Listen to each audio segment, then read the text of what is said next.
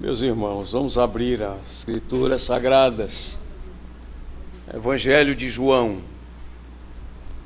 Evangelho segundo João, capítulo 20.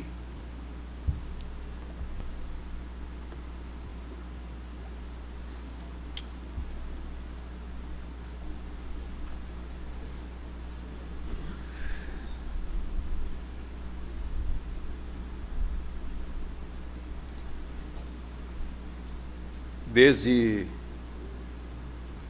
quinta-feira, os nossos jovens, quinta-noite, estão no acampamento, deverão voltar hoje à tarde. Algumas famílias também aproveitaram esse feriadão, viajaram, mas que bom que você está aqui e, especialmente, que bom que o Senhor está aqui. Queria apenas lembrar que, se Deus permitir, à noite estará pregando aqui o pastor Ronaldo Lidório. Será uma grande oportunidade para todos nós ouvirmos mais uma vez aquele servo do Senhor. Queria lhe pedir que permanecesse com a Bíblia aberta nesse capítulo 20. Nós vamos meditar em todo esse capítulo. Não vou lê-lo agora, são 31 versículos, mas eu vou ler a parte inicial, os primeiros 10 versículos, e depois a parte final, os versículos 30 e 31.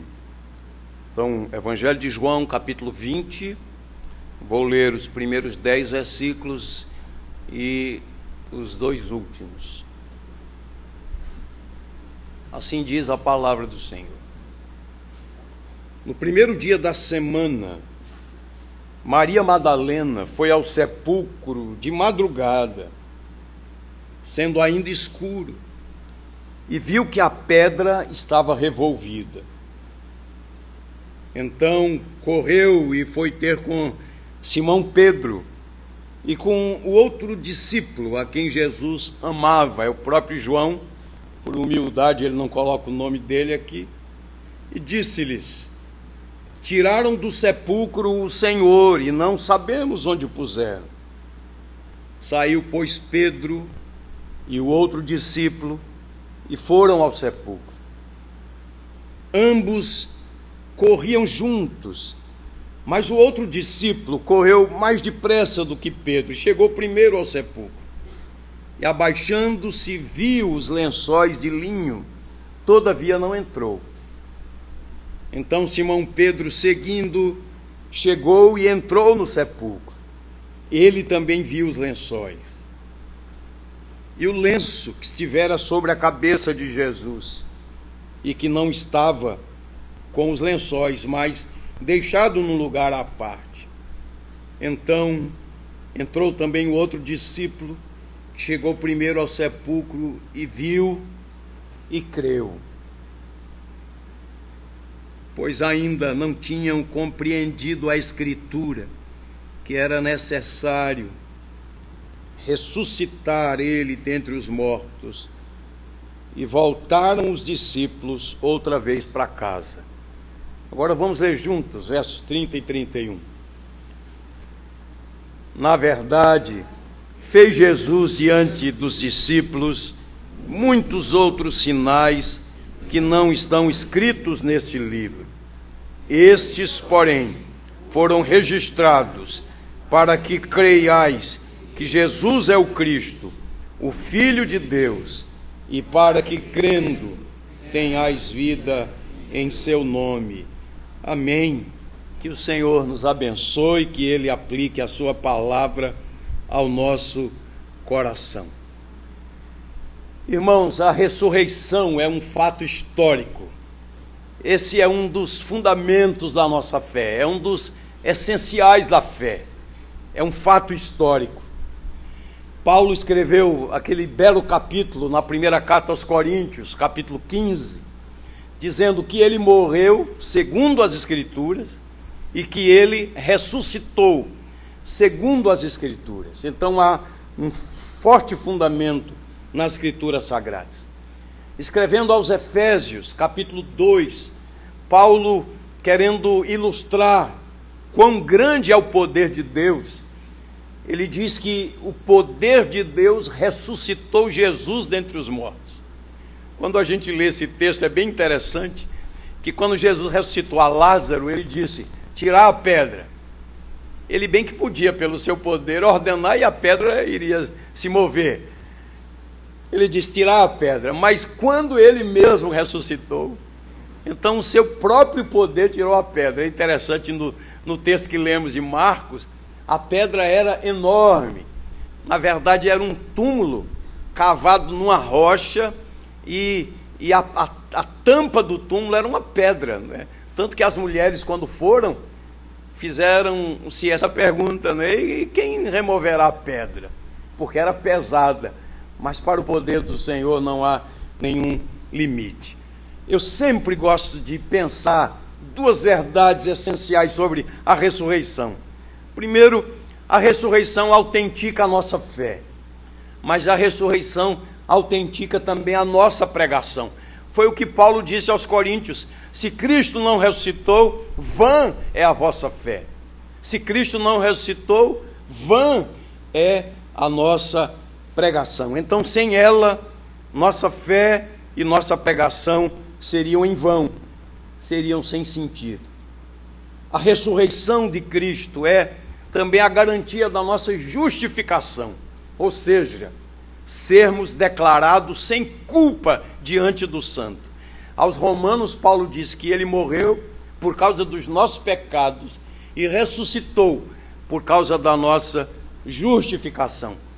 A ressurreição é algo sobrenatural, mas absolutamente real. Agora, olhando para o texto que é tão conhecido, texto tão precioso, eu queria com vocês hoje de manhã descobrir o que estava no coração daquelas pessoas que eu quero chamar aqui de coadjuvantes, né? E que depois chegaram a ver o Cristo redivivo. O nosso tema desta manhã é este: efeitos para o cotidiano, os efeitos da ressurreição de Cristo para o cotidiano nesse mundo tão cheio de aflições. O primeiro ponto que eu quero destacar está exatamente nos versículos que lemos, os versículos de 1 a 10. E o primeiro ponto é incredulidade. Interessante que, lendo lá o Evangelho de Lucas, capítulo 24, as palavras do Senhor mostram que eles custaram a entender e demoraram a crer. Incredulidade. Vamos imaginar aqui essa cena. No primeiro dia da semana, e aqui está uma razão essencial, não foi por causa de um decreto de um imperador romano, mas é por causa desse fato histórico. Primeiro dia da semana que nós, cristãos, observamos o domingo, primeiro dia da semana, o dia da ressurreição do Senhor. A cada domingo nós celebramos a ressurreição. O nosso Cordeiro está vivo, então nós vamos segui-lo. Maria Madalena, diz aqui o texto, logo cedo, João observa que ainda estava escuro, ela foi para o sepulcro para ungir o corpo de Jesus. Mas o verso 1 diz que quando ela se aproximava do sepulcro, ela viu que a pedra estava revolvida. O que ela fez? O texto mostra, a narrativa mostra, então, vendo que a pedra tinha sido retirada do túmulo, imediatamente ela correu e foi procurar os discípulos de Jesus. João diz que foi atrás de Pedro e de João, e ela os informou dizendo: tiraram do sepulcro o Senhor e não sabemos onde o puseram. É impressionante essa questão do coração do homem. Maria Madalena tinha experimentado em sua vida o poder libertador do Senhor, porque ela tinha sido libertada de 7 demônios. Ela era uma daquelas mulheres que seguiam o Senhor Jesus. Mas é impressionante, queridos, que ao ver a pedra removida, ao ver o túmulo vazio, seria um momento de celebração, de alegria, de adoração, mas muito pelo contrário, preocupação. A ideia que ela tem é: tiraram do sepulcro o Senhor e não sabemos onde o puseram. Observando essa palavra dela, queria fazer dois destaques. Vejam, o verbo na primeira pessoa do plural mostra que ela não estava sozinha. A ideia de João é que ela estivesse sozinha, né? Mas quando lemos o Evangelho de Marcos, não, ela estava acompanhada por outras mulheres, né? Isso fica claro aqui. Agora, o verbo na terceira pessoa do plural é uma referência, quando ela diz, não sabemos onde o puseram, ou aos soldados romanos que o haviam crucificado, ou às autoridades judaicas, talvez o sinédrio. Na verdade, essa a percepção dela. Tiraram-no do sepulcro e não sabemos onde ele foi colocado. O texto então diz que imediatamente Pedro e João correram para o sepulcro. Existe até uma famosa tela mostrando esses dois discípulos, o túmulo vazio. É interessante que os dois correram, mas João chegou primeiro. Por que João chegou primeiro, né? Nós sabemos que João era o mais jovem deles, né? Então, obviamente, tinha mais vigor. Mas é muito interessante quando eu leio esse texto que, conquanto João tinha chegado primeiro, ele esperou Pedro chegar, e ele não entrou, mas ele esperou que Pedro entrasse primeiro. Olha, quem me conhece sabe bem, quem melhor me conhece aqui é Laurete, né? Ela sabe, eu não sou muito de ficar, eu não sou muito observador de detalhes, né? Eu tenho alguém lá em casa que gosta muito de detalhes e me pergunta os detalhes, né? Mas eu nunca sou assim de detalhes. Mas às vezes alguns detalhes chamam minha atenção. Perdão. Quando a gente lê aqui no verso 5, e abaixando-se viu, foi Pedro, e viu os lençóis de linho, todavia não entrou. No texto original, a ideia aqui é espiar, ou seja, olhar de relance. Foi algo assim, sem mais profundidade, sem mais reflexão. Quando nós chegamos no versículo 6, então Simão Pedro, seguindo, chegou e entrou no sepulcro e também viu, primeiro João foi quem viu primeiro, chegou lá na porta, viu de relance, espiou, depois Pedro chegou após ele, olhou, a ideia aqui do texto original olhou com cuidado, observou. O olhar de João foi um olhar assim, sem compromisso. O olhar de Pedro foi um olhar mais atento. Na verdade, essa era uma marca de Pedro mesmo, né? Ele era aquele que falava primeiro, que respondia logo. Então, bem mais observador. Ele olhou de cima para baixo, de um lado para o outro, ficou imaginando. Mas, quando a gente chega lá no verso 8, depois de Pedro haver entrado, entrou também o outro discípulo que chegara primeiro ao sepulcro, e viu e creu. A ideia aqui é de perceber com uma compreensão intelectual. Na verdade, ele já fez uma análise do que tinha acontecido ali. Simplesmente eles constataram, de fato, o túmulo está vazio, o corpo não está aqui. Aí a gente lê, ele viu e creu, referindo-se a João, versículo 8. Mas no que ele creu? Ele creu apenas que o corpo não estava ali, somente isso. Vejam o tamanho da incredulidade, né? E o verso 9 ratifica isso que estou dizendo, porque ainda não sabiam a Escritura, que era necessário que ressuscitasse dentre os mortos. Lendo Lucas 24, Jesus os repreendeu dizendo, por que é que vocês são tão tardios para crer, tão lentos para crer? E eu, quando estava estudando o texto, lembrei-me, por exemplo, somente nos evangelhos sinópticos, Mateus, Marcos e Lucas, nós temos 9 referências das palavras de Jesus falando de seu sofrimento, de sua morte e de sua ressurreição. 3 vezes em cada um dos evangelhos sinópticos. É impressionante isso. Eu separei aqui Mateus, se você puder abrir a Bíblia, é ótimo. Veja comigo, Mateus capítulo 16, foi a primeira referência do Senhor Jesus. Isso aconteceu depois da confissão de Pedro, quando ele estava indo com os discípulos para as bandas de Cesareia de Filipe. Ele perguntou aos discípulos: quem dizem os homens que eu sou? E eles deram várias respostas, Isaías, Jeremias, um dos profetas. E Jesus perguntou: e vós, quem dizeis que eu sou? E Pedro respondeu: tu és o Cristo, o Filho do Deus vivo. E Jesus disse que Pedro falou daquela maneira por causa da revelação de Deus. Não foi carne nem sangue quem tu revelaram, mas o meu Pai que está nos céus. Agora vejam, verso 21. Desde esse tempo, ou seja, a partir da confissão de Pedro, desde esse tempo, começou Jesus Cristo a mostrar a seus discípulos que lhe era necessário seguir para Jerusalém e sofrer muitas coisas dos anciãos, dos principais sacerdotes, dos escribas, ser morto e ressuscitado ao terceiro dia.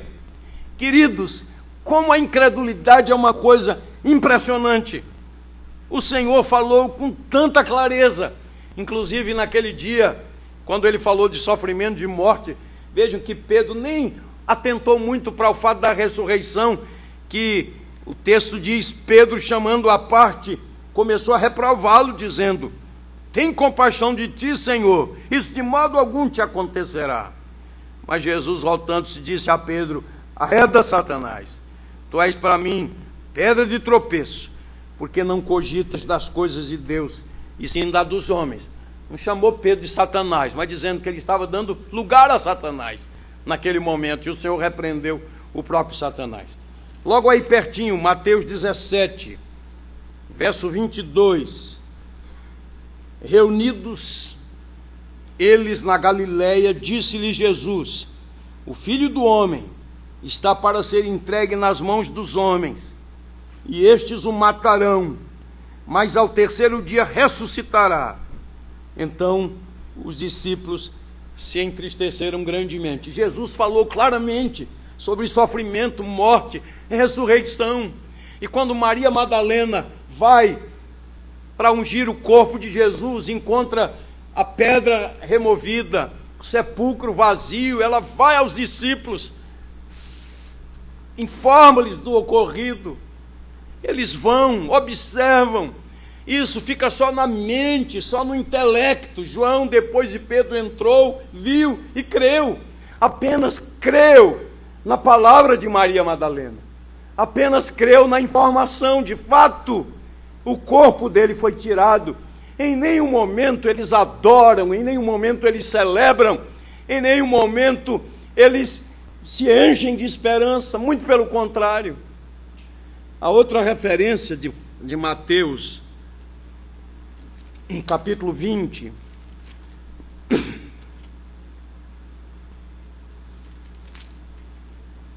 capítulo 20 de Mateus, verso 17. Estando Jesus para subir a Jerusalém, chamou à parte os 12, e em caminho lhes disse, queridos, como ele foi claro, eis que subimos para Jerusalém, e o Filho do Homem será entregue aos principais sacerdotes e aos anciãos. Eles o condenarão à morte e o entregarão aos gentios para ser escarnecido, açoitado e crucificado. Mas ao terceiro dia ressuscitará. Outra coisa, além das palavras do Senhor Jesus, os profetas falaram. Os profetas falaram a respeito da morte e da ressurreição de Jesus. Fico impressionado. Depois de tantos séculos, infelizmente, são muitos que ainda não conhecem as Escrituras e nem o poder de Deus. Nesses últimos dias, todos os noticiários que a gente assiste, eles falam a celebração, a encenação da paixão de Cristo, várias cidades, vários lugares, teatros enormes como o de Nova Jerusalém, mas em vários bairros aqui do Recife, no centro do Recife, em outras cidades, em outros lugares, em outras partes do mundo. Há uma concorrência enorme nesses dias, a cidade de Jerusalém. É impressionante, é um fato histórico, ele está vivo, ele ressuscitou. Mas isso parece não ter sentido às pessoas, quando muito, apenas um assentimento mental, intelectual, quando muito, apenas uma constatação como a de João, viu e creu. Ou seja, é um fato histórico, mas qual é a implicação disso para a nossa vida? Ele está vivo, Cordeiro que tira o pecado do mundo, está vivo, mas por causa da incredulidade, não houve adoração, não houve celebração, não houve alegria espiritual, não houve consagração, não houve renovo, faltava o entendimento. Esse é o primeiro ponto, incredulidade. Segundo ponto, desde o verso 11 até o verso 18, eu queria aqui destacar a palavra tristeza. A ideia de tristeza é a ideia de desalento, de desânimo, de abatimento. Vejam que depois de terem entrado no sepulcro, João registra que ele e Pedro voltaram para casa. Maria Madalena, porém, olha aí o verso 11, diz que ela permaneceu junto à entrada do túmulo. E ela chorava. Um outro evangelista que destaca a dor do coração de Maria Madalena. E ela, naquele momento de dor, de tristeza, de abatimento, de desânimo, porque a preocupação dela era esta: tiraram o corpo do meu Senhor, onde o puseram? Não sabia. Ela queria cuidar dele. Então diz o texto que enquanto chorava, curvou-se e viu 2 anjos vestidos de branco que estavam sentados exatamente no lugar onde Jesus tinha sido colocado, um à cabeça e o outro aos pés, como diz aí o verso 12. E os anjos perguntaram a ela: por que você está chorando? E ela honestamente respondeu: porque levaram meu Senhor e não sei onde o puseram. Era essa a tristeza dela. Depois de ter falado isso, diz o texto que voltou-se para trás, viu a Jesus em pé, mas não reconheceu que era Jesus. E agora é Jesus quem faz a mesma pergunta que os anjos fizeram. Jesus faz a mesma pergunta: mulher, por que choras? A quem procuras? E, pasmem, queridos, o texto diz que ela achava, estava falando com o jardineiro. E ela então pergunta: Senhor, se tu o tiraste, dize-me onde o puseste, e eu o levarei. Foi nesse momento então que Jesus pronunciou o nome dela, Maria. Que coisa maravilhosa. Eu fico emocionado quando leio esse texto e fico imaginando essa cena. Olhem o que a incredulidade, ou o que a tristeza, o abatimento, às vezes, em nossas dores, em nossas lágrimas, em nosso choro, em nosso sofrimento, a gente não tem a percepção da presença do Senhor. Ele está ali, Ele está presente o tempo todo, né? E nós não temos essa percepção. Mas ela ouviu, e ao ouvir o som de sua voz, ela percebeu que não estava falando com o jardineiro, e sim com o seu Senhor. Ela voltou-se e disse em aramaico, Rabone, que quer dizer mestre. João capítulo 10, dizendo que Jesus é o bom pastor dá a vida pelas ovelhas. João registrou as palavras de Jesus: as ovelhas ouvem a minha voz. O bom pastor conhece as suas ovelhas. As suas ovelhas ouvem a sua voz. E vejam que aquele momento pedia adoração, não era hora de fazer perguntas.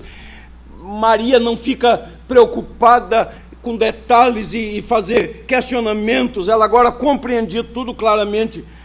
A tristeza dera lugar à adoração. Aquele momento era um momento de adoração.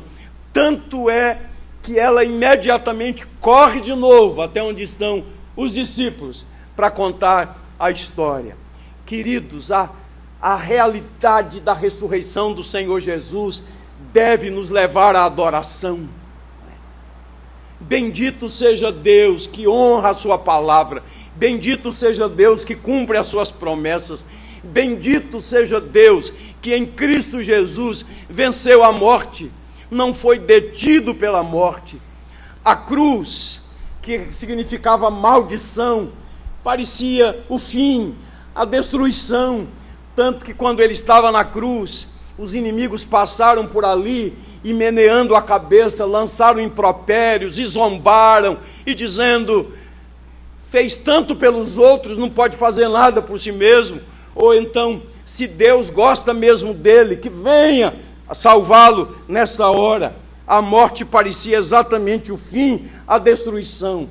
Mas como escreveu Paulo aos Coríntios na primeira carta, Cristo crucificado, loucura para os gentios, escândalo para os judeus, mas para nós que cremos, poder de Deus e sabedoria de Deus. Na verdade, na morte de Cristo, estava sendo vencida a morte, o juízo veio sobre ele, o justo estava morrendo pelos injustos. Essa é a beleza do Evangelho. E naquela hora Maria Madalena teve a alegria de ouvir a voz do Senhor. A tristeza, o abatimento, desânimo, deu lugar à adoração. E que Deus faça essa obra no meu e no seu coração também, queridos. Ele está vivo, Ele está vivo. Foi essa a percepção de Davi, quando escreveu o Salmo 56, no momento de muita dor, de muita apreensão, de muita luta, de muita aflição. Ele disse: em Deus, cuja palavra eu louvo, nesse Deus eu ponho a minha confiança. Terceiro ponto, terceiro lugar, dos versos 19 ao 23, eu queria destacar aqui a questão do medo. Incredulidade, tristeza e medo. Vejam a partir do verso 19. Jesus apareceu a Maria Madalena logo no início do primeiro dia da semana. E já à tardinha, ao anoitecer, ele apareceu também aos discípulos.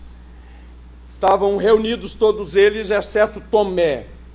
E João diz que eles estavam em uma casa com as portas trancadas, com medo dos judeus. Você pode imaginar aí o abatimento daqueles discípulos. Além da incredulidade, além da tristeza, o medo.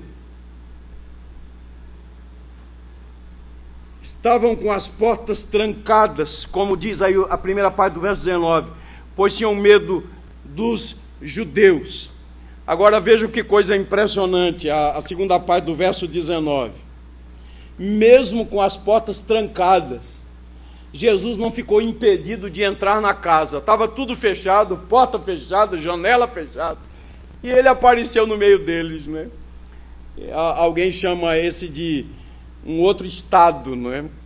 O estado do corpo de Cristo, conquanto seja palpável, porque ele disse a Tomé: coloque o dedo aqui, pode me tocar. Mas ele podia também entrar numa casa trancada, numa casa fechada. Mas o que toca meu coração quando leio esse texto são as primeiras palavras do Senhor Jesus àqueles amedrontados discípulos. A palavra dele foi: paz seja convosco. Como Jesus é sábio, né, queridos? A Maria, que estava confusa, ela o chama pelo nome. aos discípulos que estão amedrontados, ele faz essa saudação. Na verdade, nós temos aqui uma saudação e também uma bênção.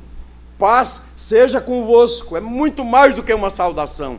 É uma bênção. Ele está abençoando os discípulos. E quando lemos todo o contexto, nós percebemos que foram palavras apropriadas, se considerarmos aqui as circunstâncias, porque os discípulos ainda estavam se recuperando do que acreditavam ter sido a perda do mestre. Medo. Estava pensando o texto da maneira mais prática possível. Pensei, o mundo em geral vive sob a opressão do medo. Por causa do terror, os europeus vivem assustados, os norte-americanos vivem assustados.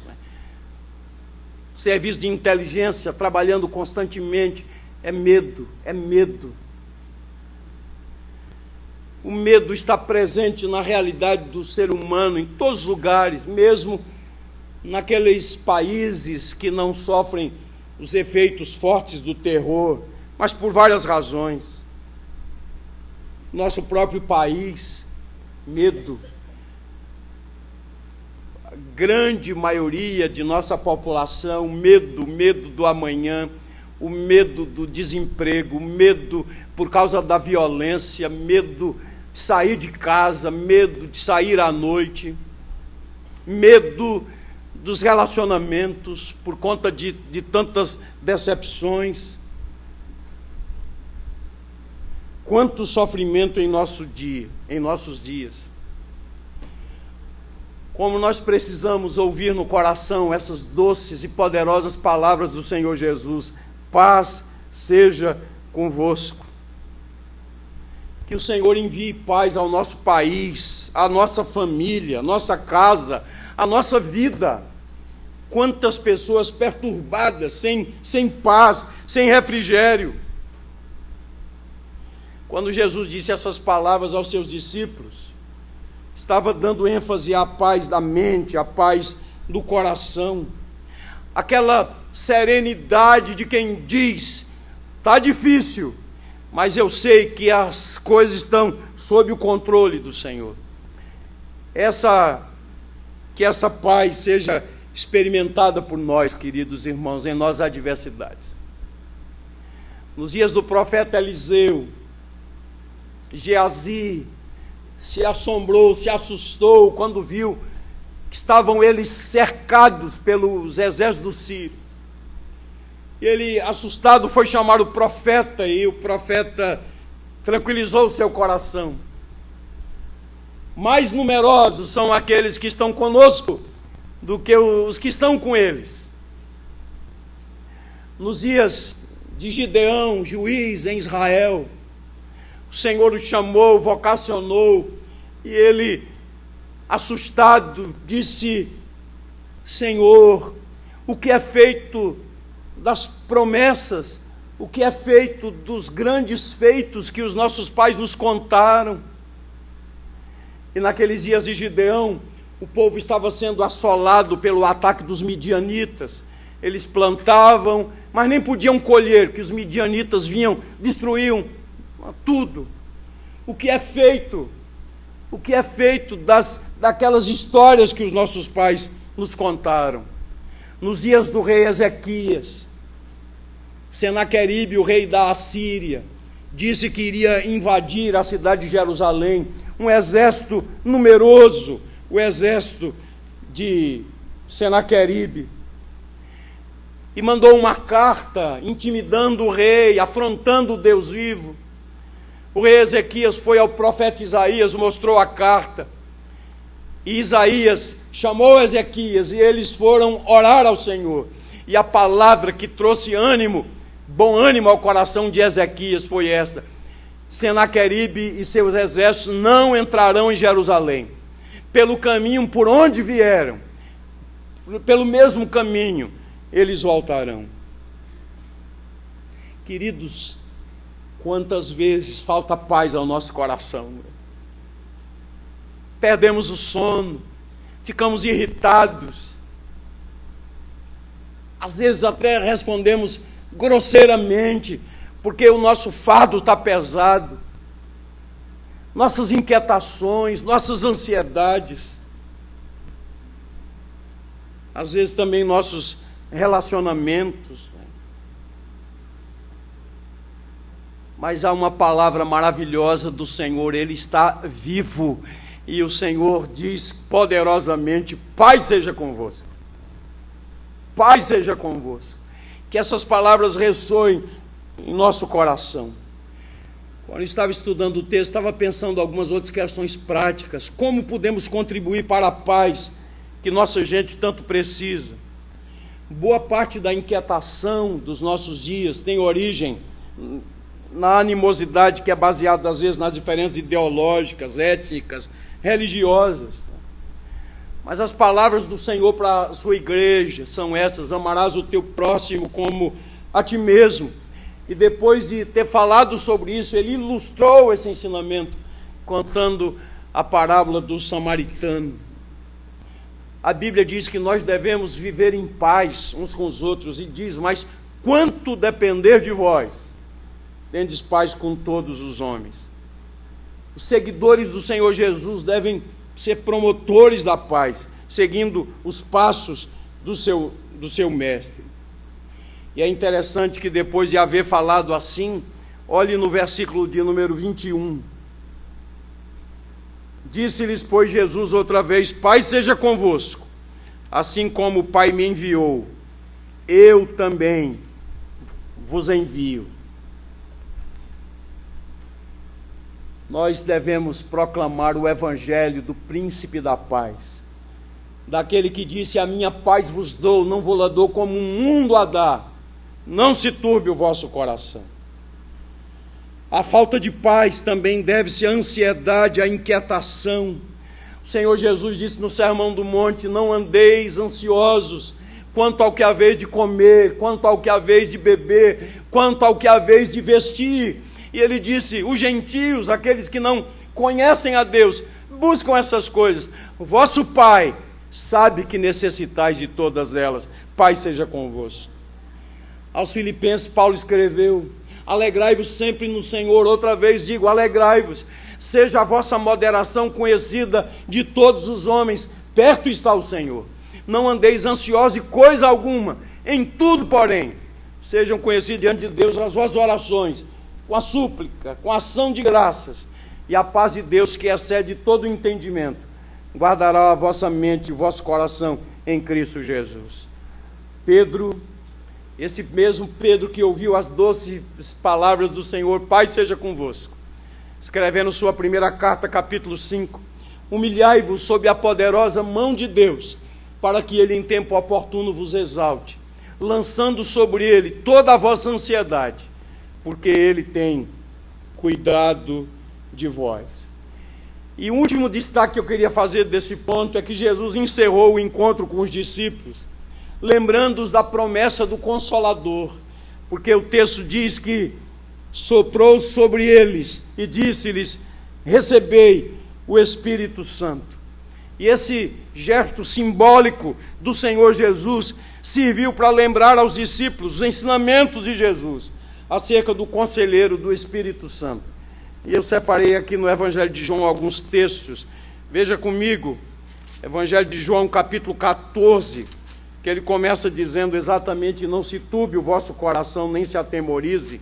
E no verso 16 de João 14 ele diz: e eu rogarei ao Pai, e ele vos dará outro Consolador, a fim de que esteja para sempre convosco. Paz seja convosco, os que tendes o Consolador. João 15, 26.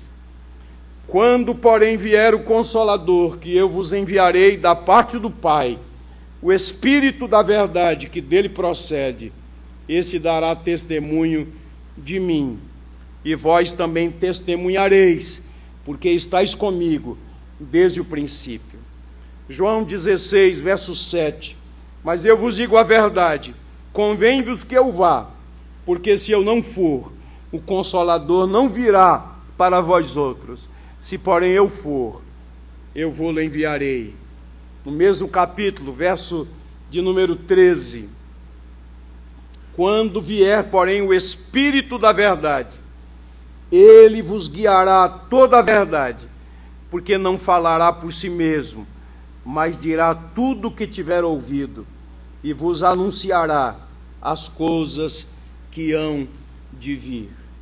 O Espírito Santo está sempre presente, ele nos guia a toda a verdade.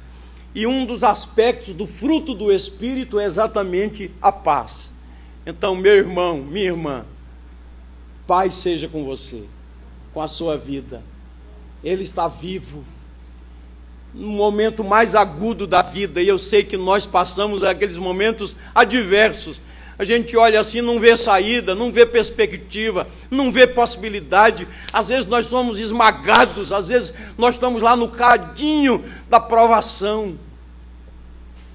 Mas que essas palavras vibrem no nosso coração. Paz seja convosco. Ele vive, Ele é o Senhor. Em último lugar, eu falei sobre incredulidade, medo, tristeza, medo, e agora dúvidas. Certamente você é igual a mim. Já houve momentos em sua vida quando você olhou assim para as Escrituras Sagradas e perguntou assim: será que isso é verdade mesmo? Será que é assim mesmo? Dúvidas. Eu posso confiar mesmo, descansar nessas verdades? Dúvidas. Especialmente do que diz respeito ao que é sobrenatural. A partir do verso 24 até o verso 29. Na segunda aparição de Jesus aos discípulos, ele agora dá toda a atenção a Tomé. Tomé que expressara dúvidas sobre os relatos da primeira aparição. É incrível, queridos. Quando Maria Madalena vai ao sepulcro para ungir o corpo de Jesus, o túmulo está vazio. Ela diz aos discípulos, eles vêm, pelo menos Pedro e João foram, viram em loco, olharam, viram os panos apenas o lençol de linho. Viram e não creram apenas no relato de Maria Madalena, mas não na palavra do Senhor, quanto ele já tivesse dito tantas vezes. A incredulidade é uma coisa terrível, e eu fico pensando como Deus é misericordioso e paciente, porque às vezes até quando estamos orando, estamos duvidando, quando estamos orando nem estamos acreditando, às vezes até ficamos surpresos, e não é que Deus respondeu mesmo a oração dele, dúvidas. Aí agora os discípulos disseram a Tomé: o mestre está vivo, e ele apareceu. E agora, queridos, Tomé não acredita no relato, no testemunho dos seus companheiros de discipulado, do colégio apostólico. Ele ouve os seus companheiros. E agora nós, como igreja, precisamos aprender muito com o Senhor Jesus. Eu fico cada vez mais impressionado com o nosso Senhor. Ele, de uma maneira gentil, repreendeu a Tomé. Mas vejam que ele vai conduzindo Tomé passo a passo a fazer essa afirmação de fé, essa confissão: Senhor meu e Deus meu. Ele não fez como faríamos às vezes, enquanto liderança da igreja, com um membro da igreja que está há tanto tempo na igreja e que manifestasse dúvida. Olhe a maneira didática do Senhor. Ele se aproxima de Tomé e diz: põe o dedo, porque na verdade, quando contaram a Tomé, ele disse: se eu não colocar o dedo lá, eu de modo nenhum crerei. E Jesus, que é Deus que ouve as conversas todas, sabia da palavra de Tomé: põe o dedo e vê as minhas mãos, chega também a tua mão e põe-na no meu lado. E diz a ele: não sejas incrédulo, mas crente. O Senhor o conduz até que ele faça essa confissão: Senhor meu e Deus meu. Eu queria dizer aqui, queridos, que com essa atitude, o Senhor Jesus ofereceu um bom modelo de repreensão amorosa. Estava pensando aqui que Ele nos liberte de atitudes autoritárias. Quando for necessário repreender, nós jamais deveríamos nos desviar do objetivo. Qual é o objetivo? Levar aqueles a quem ministramos a confessar Jesus como Senhor e Deus. Jesus deu a Tomé a oportunidade de tocar seus ferimentos causados pelo prego. Coloca aqui o teu dedo. Para que toda dúvida fosse eliminada. Nós precisamos aprender com o nosso mestre a paciência. Às vezes nós não somos muito pacientes, né, com quem está duvidando. Mas não é possível, você está tanto tempo na igreja. Né? Paciência no ensino. Às vezes alguns gostam de calorosas discussões, às vezes vaidosamente só para vencer o debate. Isso não vale nada. E eu queria lembrar uma palavra de Paulo a Timóteo, orientando o jovem pastor Timóteo, segunda carta a Timóteo, capítulo 2, de 24 a 26, quando ele diz: ora, é necessário que o servo do Senhor não viva a contender, e sim deve ser brando para com todos, apto para instruir, paciente, disciplinando com mansidão os que se opõem, na expectativa de que Deus lhes conceda não só o arrependimento para conhecerem plenamente a verdade, mas também o retorno à sensatez, livrando-se eles dos laços do diabo, tendo sido feitos cativos por ele para cumprirem a sua vontade. Paulo entendeu bem e escreveu pelo Espírito de Deus. Não é bom que o servo do Senhor viva a contender. Ninguém deveria ter satisfação em humilhar o outro no debate. O objetivo não é vencer o debate, o objetivo é tirar o outro da dúvida. O objetivo é levar o outro a confessar a Jesus. Foi isso que fez Jesus com Tomé. O objetivo não era humilhar Tomé diante dos outros. O objetivo era, através daquelas evidências, levar Tomé a fazer aquela confissão: Senhor meu e Deus meu. Esse é o objetivo. Quando nós pregamos, quando nós ensinamos, quando discipulamos, quando disciplinamos alguém, o objetivo não é humilhar a pessoa diante das outras pessoas, mas conduzir essa pessoa ao pleno conhecimento. Aí eu fecharia esse ponto dizendo que os Tomés da igreja precisam de pastores humildes que os conduzam passo a passo à convicção de que Jesus é o seu Senhor e Salvador. Incredulidade, medo, tristeza, medo, dúvidas, todas essas coisas que fazem parte do cotidiano, todas elas são absolutamente superadas com a presença do Senhor Jesus que está vivo. Louvado seja o seu nome.